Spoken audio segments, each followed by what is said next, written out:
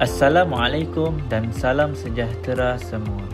Baiklah, pada hari ini saya dari Kumpulan 8 ingin membentangkan tajuk modul kumpulan kami, iaitu Peranan Etika dan Peradaban Mendongkong Tanggungjawab Sosial di Malaysia. Tajuk ini mengandungi 6 bahagian: realiti sosial sejagat, peranan etika dan peradaban, kesedaran nasional, tanggungjawab sosial, kesukarelawan dan kesimpulan. Baiklah, kita pergi yang pertama, iaitu realiti sosial sejagat. Ia mempunyai dua bahagian penting, iaitu takrifan autoriti, dan yang kedua adalah takrifan harian. Untuk takrifan autoriti, ia ditentukan oleh pemerintah, iaitu mempunyai peraturan bertulis, dan ia juga mempunyai adat istiadat yang tersendiri, iaitu merujuk kepada fenomena dan tingkah laku yang dikaitkan dengan perundangan, protokol, perlembagaan yang diperakui bersama. Manakala takrifan harian, ia ditentukan oleh individu, keluarga dan komuniti, iaitu tiada peraturan bertulis dan mempunyai adat lesam. Dan takrifan harian ini juga telah diterima bersama, tidak terikat oleh undang-undang, tetapi lebih memaparkan dalam perbezaan mereka didorong dan memiliki norma yang sama. Seterusnya, peranan etika dan peradaban. Ia mempunyai dua bahagian, iaitu yang pertama definisi tanggungjawab sosial dan yang kedua adalah 5 ciri pengukur tanggungjawab sosial. Definisi tanggungjawab sosial adalah satu kemampuan refleksi seorang individu terhadap pandangan hidup yang dipegang tentang keadilan dan kebaikan demi kesejahteraan hidup bersama. Individu yang menghayati dan mendarah daging kebertanggungjawaban sosial dalam dirinya akan sentiasa memerhati, memikir, mengkaji, menganalisis, mencari penyelesaian dan bertindak untuk memastikan keadilan dan kebaikan sentiasa ditegakkan dalam masyarakat. Manakala 5 pengukur dalam menghayati ciri-ciri tanggungjawab sosial.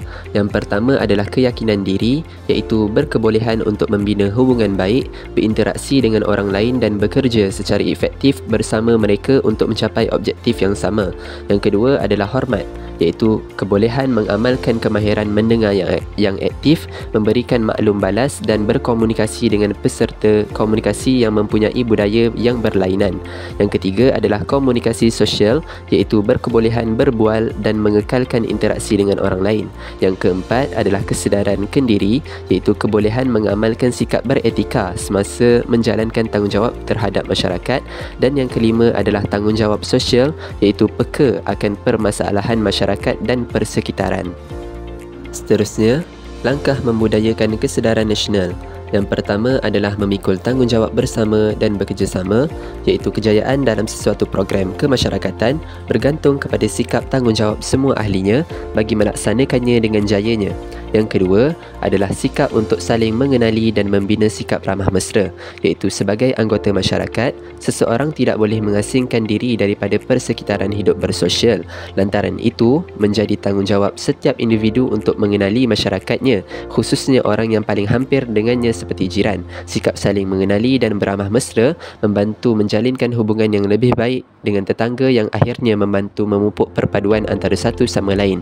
Yang ketiga adalah sikap mengambil berat atau mengambil tahu, iaitu sikap mengambil tahu di sini bermaksud mengambil peduli dan peka tentang kebajikan orang lain sekiranya menanggung kesusahan dan kesulitan. Contohnya, apabila seseorang mendapati jirannya tidak menyekolahkan anaknya lantaran kesempitan hidup yang dialami, oleh itu sikap peka tentang kesusahan orang lain menimbulkan keinsafan dan mencuit naluri keinsanan untuk menghulurkan bantuan yang sepatutnya mengikut apa yang termampu.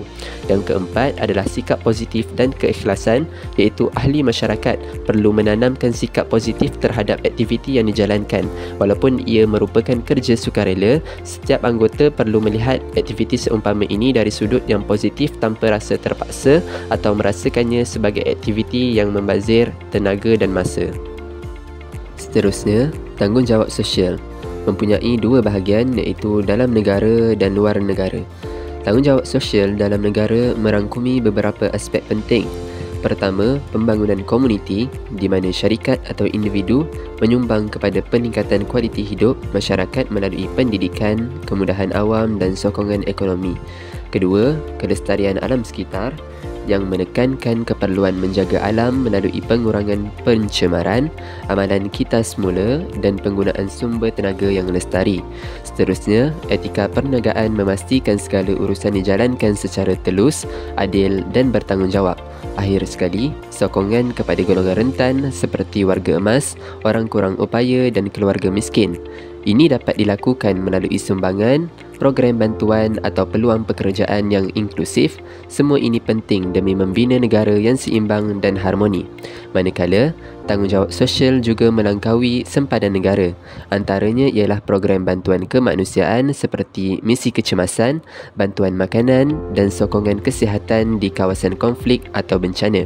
Selain itu, terdapat kolaborasi pembangunan mampan di mana negara dan organisasi bekerjasama untuk projek seperti tenaga bersih, pendidikan dan kesihatan sejagat. Seterusnya, mematuhi standard global amat penting. Contohnya dalam hak asasi manusia iaitu buruh dan alam sekitar, supaya operasi antarabangsa berjalan secara beretika.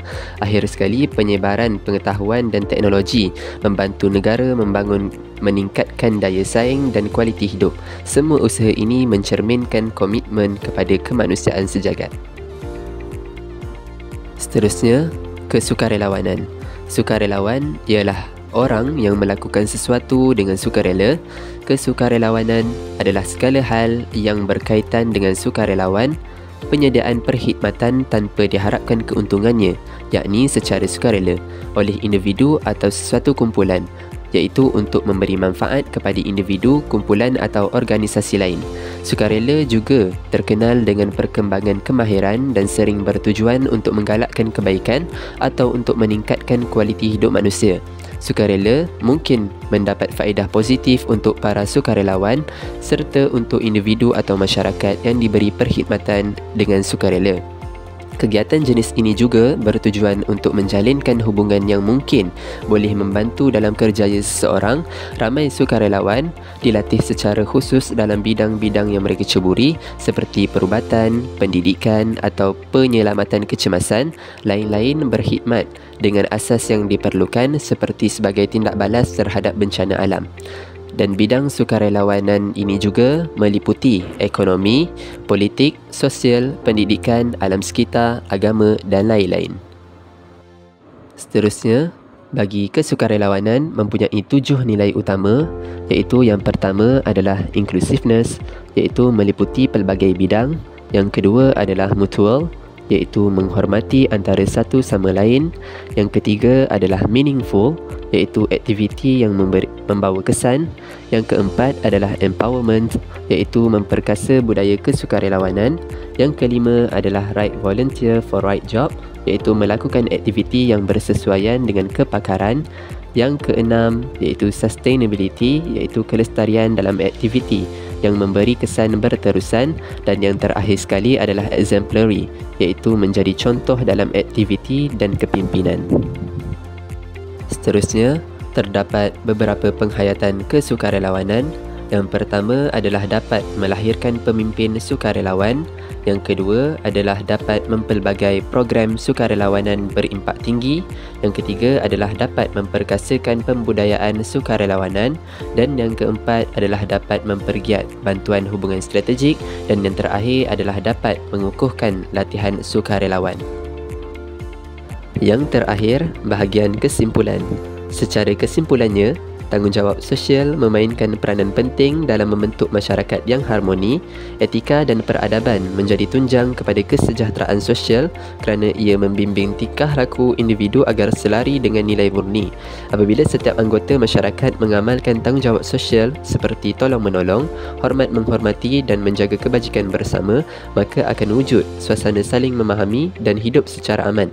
Inilah asas kepada keharmonian dalam masyarakat yang kita impikan. Sekian daripada kami. Terima kasih.